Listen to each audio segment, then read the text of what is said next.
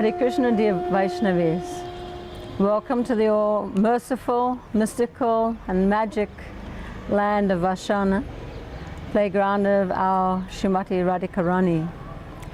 Damodar Priya, our very dear friend, has asked us to speak a few words on Vraja Bhakti. Actually, this is a very, very deep and very, very extensive topic, and quite frankly, beyond my level of understanding and realization. However, I am confident that by the mercy of Vashana Ishwari and the mercy of meditating on the divinely soft lotus feet of Srila Prabhupada, taking guidance from his teachings, that I will be able to share with you a little something that not only nourishes the heart but also enlivens it. So of course the first question is, which Vraja Bhakti do we want to discuss? The Vraja Bhakti of the Vrajavasis, of the Babajis, of the Ballavas? Which Vraja Bhakti do we want to discuss? It's very important that we clarify this question right now. I'll give you an example of why it's so important. Have you ever gone shopping not being sure of what you need to buy?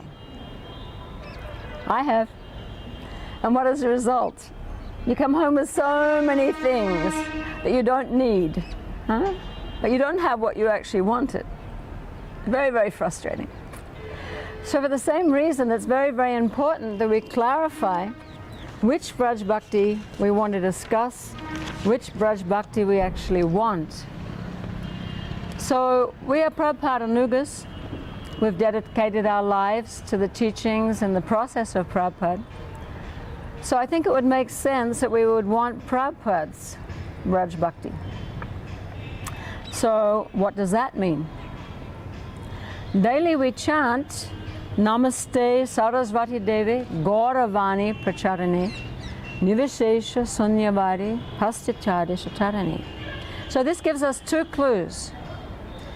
Prabhupada preaches the message of Sri Chaitanya Mahaprabhu, and Prabhupada is a servant of Bhaktisiddhanta Saraswati Thakur, his Gurudev. So in his final spoken address, which is translated into English by Srila Prabhupada, Bhaktisiddhanta Saraswati Thakur said something very, very interesting. I'll read it to you. I advise all to preach the teachings of Rup Raghunath, disciples of Lord Chaitanya, with all energy and resources. Our ultimate goal shall be to become the dust of the lotus feet of Rupa and Raghunath Goswamis. We shall not at any time show our slightest rejection of the seven-tongued Sankirtan movement. If we have undaunted faith in it, we shall then only achieve all perfections. You should all therefore preach with fearlessness and with utmost energy the message of Rupa and Raghunath under the guidance of the followers of Sri Rupa. So Srila Prabhupada, he takes this one step further. He tells us in his preface to Nectar of Instruction that this ISKCON, this Krishna consciousness movement, is conducted under the supervision of Srila Rupa Goswami. And there are very many clear indicators that Srila Prabhupada is a dedicated follower of Srila Rupa Goswami. He took shelter of Rupa Goswami at Radha Damodar temple in Vrindavan when he was preparing himself to serve the mission of his Guru Maharaj. He did that in 1962. It's there at Radha Damodar, under the shelter of Rupa Goswami, that he translated the first canto of Srimad Bhagavatam. And his preparatory years at Radha Damodar temple were very intense and very internal.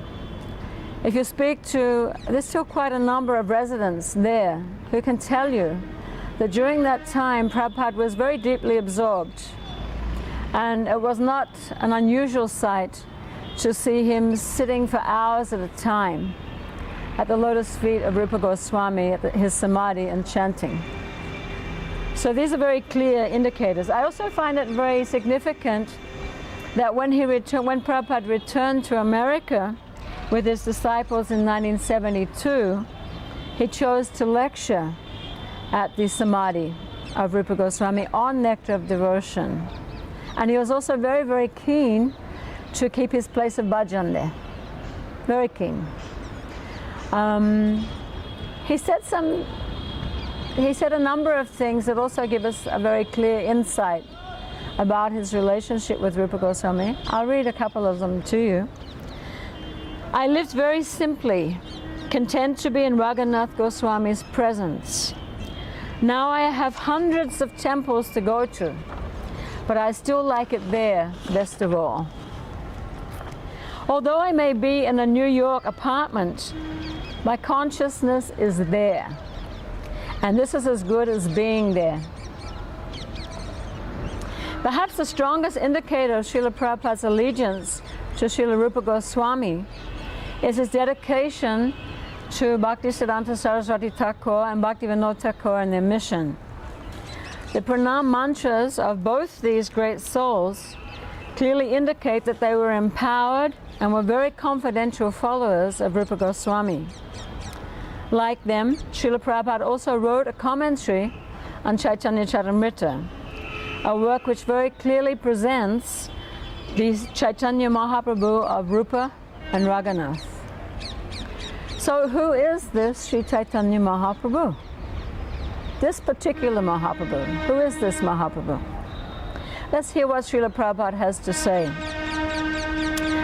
Sri Chaitanya Mahaprabhu is none other than the combined form of Sri Radha and Krishna. He is the life of those devotees who strictly follow in the footsteps of Srila Rupa Goswami. Sri Krishna Chaitanya Radha Krishna Nahiyanya. This Chaitanya Mahaprabhu, who is none different than Radha Krishna, he is the worshipable Lord of the followers of Rupa Goswami. Prabhupada goes on to say, the loving affairs of Sri Radha and Krishna are transcendental manifestations of the Lord's internal pleasure-giving potency. Although Radha and Krishna are one in their identity, they separated themselves eternally. Now these two transcendental identities have again united in the form of Sri Chaitanya Mahaprabhu. I bow down to him who has manifested himself with the sentiment and complexion of Srimati Radharani, although he is Krishna himself. Krishna himself. We are not talking about an avatar. We are talking about Swayam Bhagavan Krishna, Nandanandana of Braj. And his appearance in this world is very, very rare. I want to try and explain how rare it is. This Mahaprabhu is not an ordinary Mahaprabhu. This Kali Yuga is not an ordinary Kali Yuga. So how rare is this appearance of Chaitanya Mahaprabhu? Once again, let's see what Srila Prabhupada has to say. We know that there are 4 ages, yugas, namely Satya, Treta, Dwapara and Kali. These 4 together comprise one Divya Yuga. 71 Divya Yugas constitute one Manvantara. There are 14 Manvantaras in one day of Brahma. At the end of the Dwapara Yuga of the 28th Divya Yuga, Lord Krishna appears on earth with the full paraphernalia of his eternal Braj Dham. Then Lord Chaitanya appears in the Kali Yuga of the same Divya Yuga. Lord Krishna and Lord Chaitanya appear once in each day of Brahma, or once in 14 Manvantaras, each of 71 Divya Yugas in duration. Now that's quite an amazing amount of time. We're not used to this terminology. So Prabhupada in his mercy has given us it in numbers according to solar calculation. I don't even know how to say this. So I'm just going to hold it up and let you make of it what you will. But this is how many years elapse before Krishna appears in this one day of Brahma. It's quite a lot of years.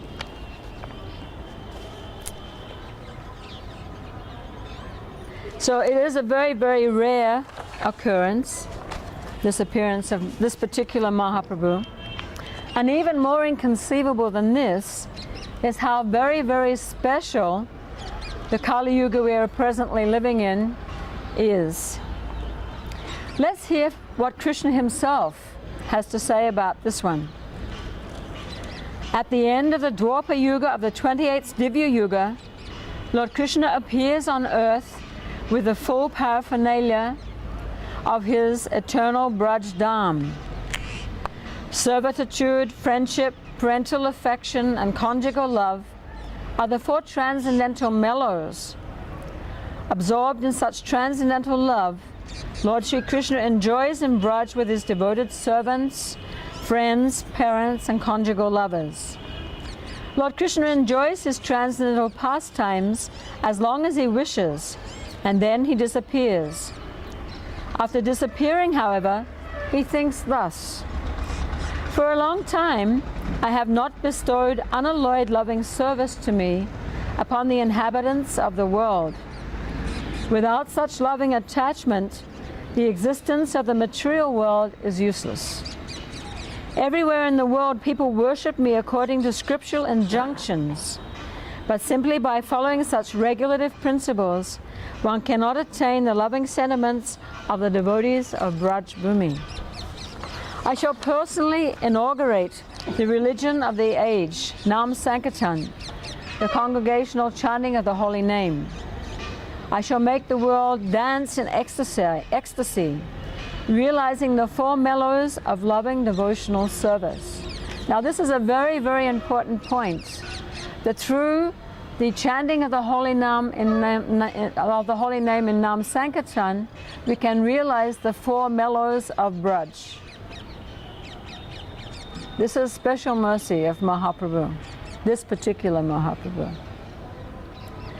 I shall accept the role of a devotee, and I shall teach devotional service by practicing it myself. My plenary portions can establish the principles of religion for each age. No one but me, however, can bestow the kind of loving service performed by the residents of Braj. Thus thinking, the personality of Godhead, Sri Krishna himself, descended at Nadia early in the age of Kali.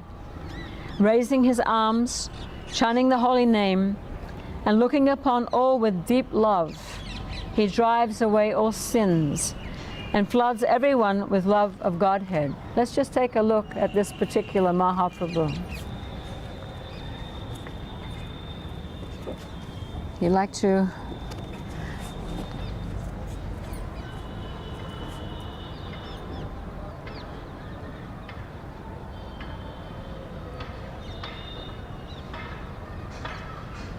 very, very beautiful, very, very merciful form.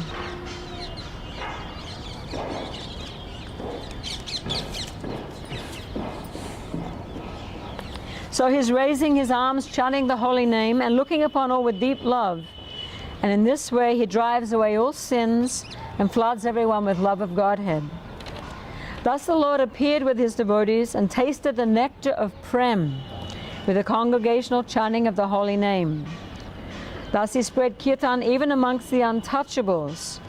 He wove a wreath of the holy name and Prem with which he garlanded the entire material world. My dear Vaishnavis, we are not living in Kali Yuga. For at least the next 10,000 years, we are living in Chaitanya Mahaprabhu's Braj Prem Yuga. And he has come not only to taste Braj Prem himself, but to give it to all of us as a gift. This is a very, very inconceivable and very, very rare mercy. So what exactly do we mean by Braj Prem? Braj Bhakti in particular. We often use this term, Vraja Bhakti. But what does it mean? Best one to tell us is Prabhupada, so let's hear what he has to say.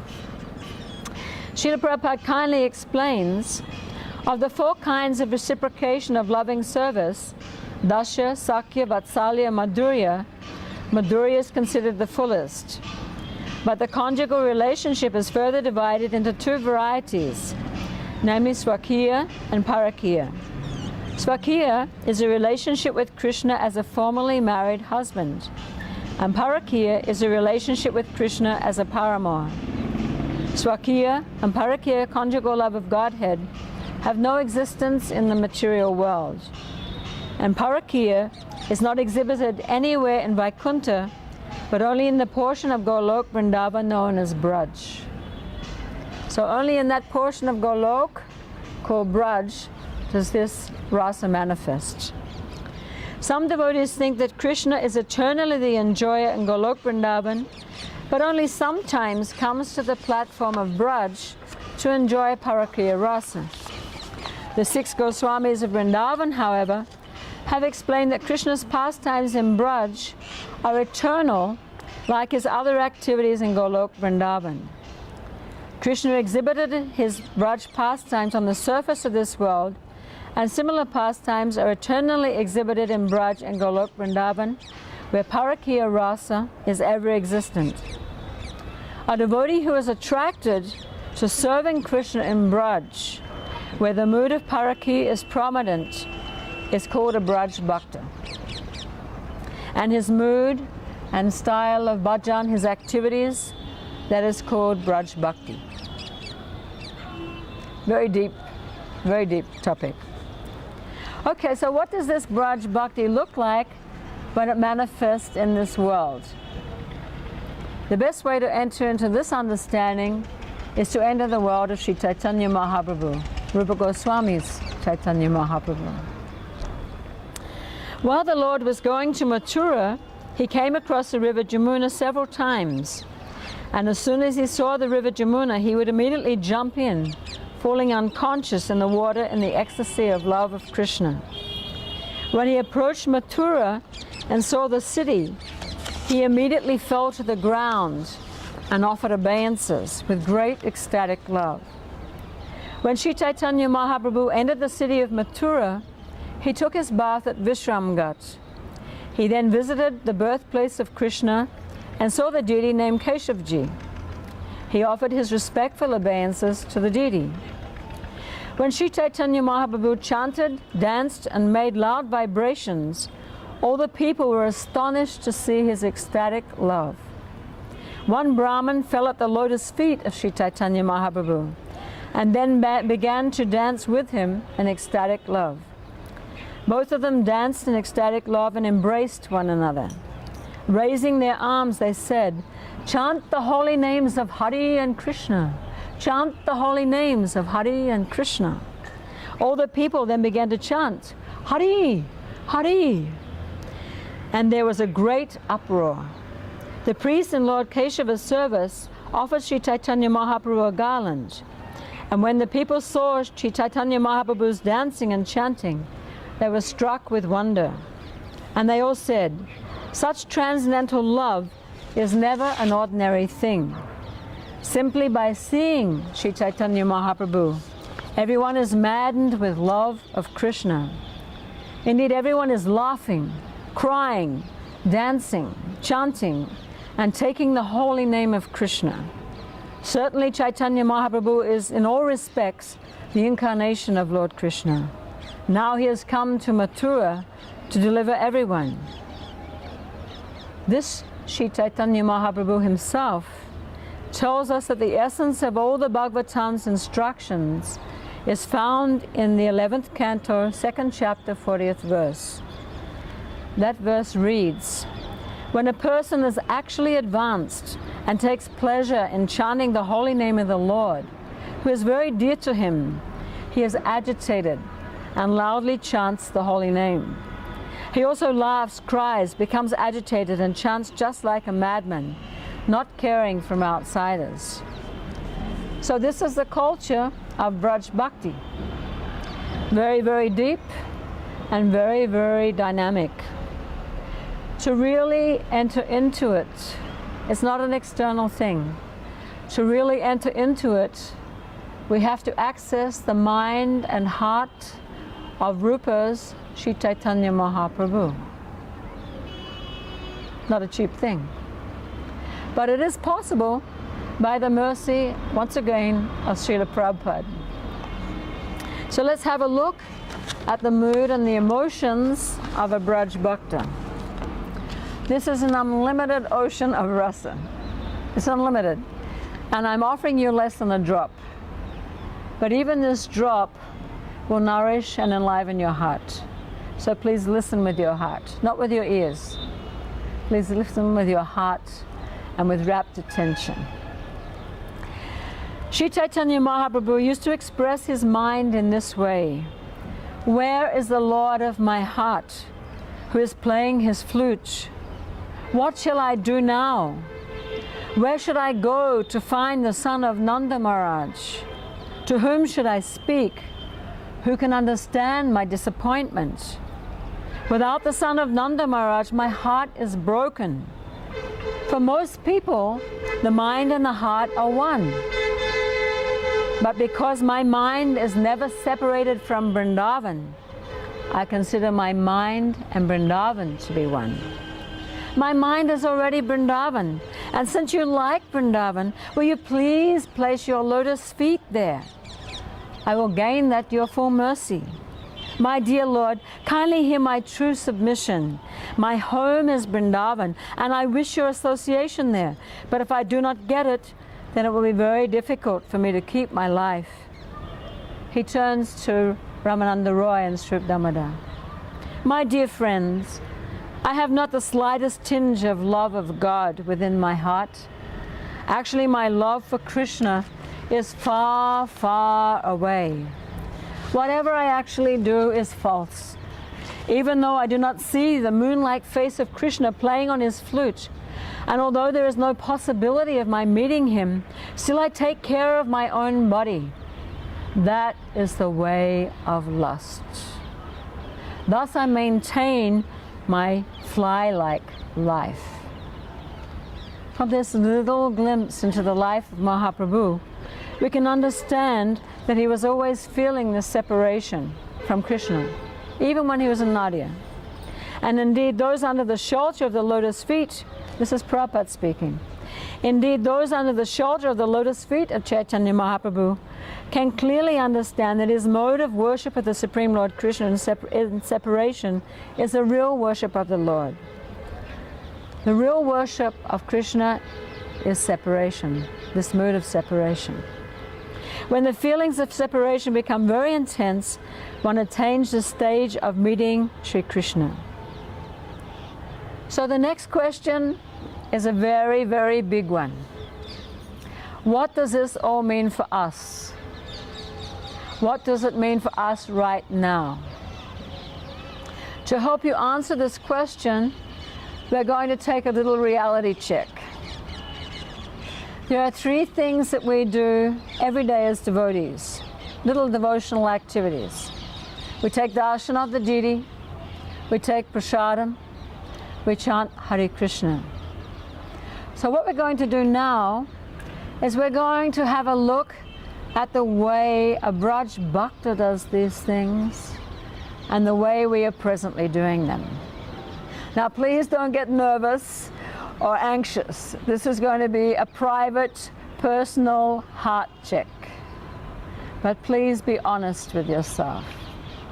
First qualification if we want to advance towards the goal of Braj Prem. What's here? What do I have to deal with? Okay, so let's do this little reality check. First we're going to look at taking darshan of the deities, the way that Mahaprabhu takes darshan of the deities. One day, when Sri Chaitanya Mahaprabhu went to visit the temple of Lord Jagannath, the gatekeeper at Singadwara approached him and offered respectful obeisances. The Lord asked him, "Where is Krishna? Where is Krishna, my life and soul? Please show me my Krishna." Saying this, he caught the doorkeeper's hand. The doorkeeper replied, "The son of Nanda Maharaj is here. Please come along with me and I shall show you." Lord Chaitanya said to the doorman, "You are my friend. Please show me where the Lord of my heart is." "Just see," the doorman said. "Here is the best of personalities of Godhead. From here you may see the Lord to the full satisfaction of your eyes." Sri Chaitanya Mahaprabhu stayed behind the huge column called the Garuda Stamba and looked upon Lord Jagannath. But as he looked upon Jagannath, he saw that he became Lord Krishna, playing a flute. He had a flute to his mouth. Okay, so let's take a moment and remember the last time we took darshan of the deities. Is there any comparison? At this point in time, is there any comparison? Let's move on. There is hope. Prabhupada's process is very powerful. We have to apply it. Let's move on. Chanting Hare Krishna. Sri Chaitanya Mahaprabhu's personal servant Govinda lay down at the door of his room, and the Lord very loudly chanted the Hare Krishna Maha Mantra all night. What do we do at night? Do we chant Hare Krishna all night? Mahaprabhu, the personification of Vraja Bhakti, he was chanting all night. Suddenly Sri Chaitanya Mahaprabhu heard the vibration of Krishna's flute. Then in ecstasy he began to depart to see Lord Krishna. All three doors were fastened as usual, but Sri Chaitanya Mahaprabhu, in great ecstasy, nevertheless got out of the room and left the house. He went to a cowshed on the southern side of the Sringadvara. There the Lord fell down unconscious among the cows from the district of Tailanga. All the cows around the Lord were sniffing his transcendental body. When the devotees came and tried to check them, they refused to give up their association with the transcendental body of Sri Chaitanya Mahaprabhu. The devotees tried to rouse the Lord by various means, but his consciousness did not return. Therefore they lifted him up and brought him back home. All the devotees began to chant the Hare Krishna mantra very loudly, and after considerable time, Sri Chaitanya Mahaprabhu regained consciousness. How was your last japa session? Bit of an eye-opener when we hear the way Vraja Bhakti chants. Let's move on to prasad. It's a favorite topic. The servants of Lord Jagannath first garlanded Sri Chaitanya Mahaprabhu and then offered him Lord Jagannath's prasad. The prasad was so nice that its aroma alone, to say nothing of its taste, would drive the mind mad. Sri Chaitanya Mahaprabhu tasted a portion of the prasad. Govinda took the rest and bound it in the end of his wrapper. To Sri Chaitanya Mahaprabhu, the prasad tasted millions upon millions of times better than nectar, and thus he was fully satisfied. The hair all over his body stood on end, and incessant tears flowed from his beautiful eyes. Sri Chaitanya Mahaprabhu considered, where has such a taste in this prasad come from? Certainly it is due to its having been touched by the nectar of Krishna's lips. Understanding this, Sri Chaitanya Mahaprabhu felt an emotion of ecstatic love for Krishna. But upon seeing the servants of Lord Jagannath, he restrained himself. How do we honor prasad? This is not my favorite sabji. I would have preferred pasta. Pizza would even be better. What is our mood in taking prasad? Do we remember that it's been touched by the lips of Krishna and then by the lips of Radha and her associates? Actually, this little reality check is quite an eye-opener for me. To understand, okay, Vraja Bhakti is not such a cheap thing. We may talk about it a lot, but actually to enter this mood, not a cheap thing. I'd like to, at this point, I remembered when I was preparing for this little seminar, a beautiful prayer by Rupa Goswami from Pajavali. Very beautiful prayer. And it deals with the three things we've just spoken about. Again, I really want you to listen to this with your heart. If you take it into your heart, it will be transformational. So please, try and hear with your heart.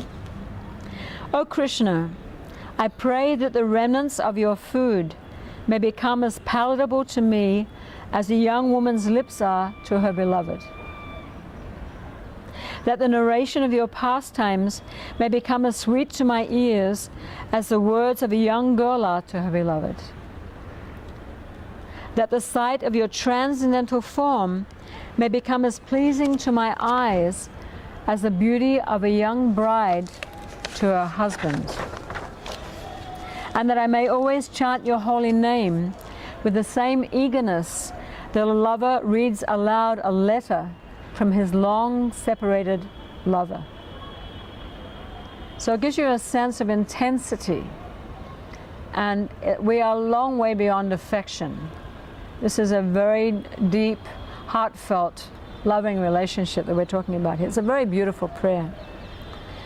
So Mahaprabhu has come in this age, this particular Kali Yuga, to distribute Vraja Bhakti indiscriminately. I don't know about you, but I haven't received it. Not one drop of it. So what do I do about that? What do we do about that? God willing, I could take us all to a place, a very special space, where Vraja Bhakti would be happy to share her treasures with us. Would you like to go there?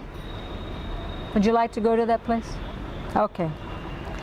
That means we'll have to meet again to work on our vaccinations, our residential permits. We need this qualification for entrance. It'll be a little austere. Are you happy to do that? Not a big price to pay. Okay. So we'll need these things. Damara Priya. We'll need to meet again to do this. Can you organize that? Okay, we'll meet again soon. Sort out our residential permits, have our vaccinations, and we'll be closer to entering the world of Braj. Hare Krishna.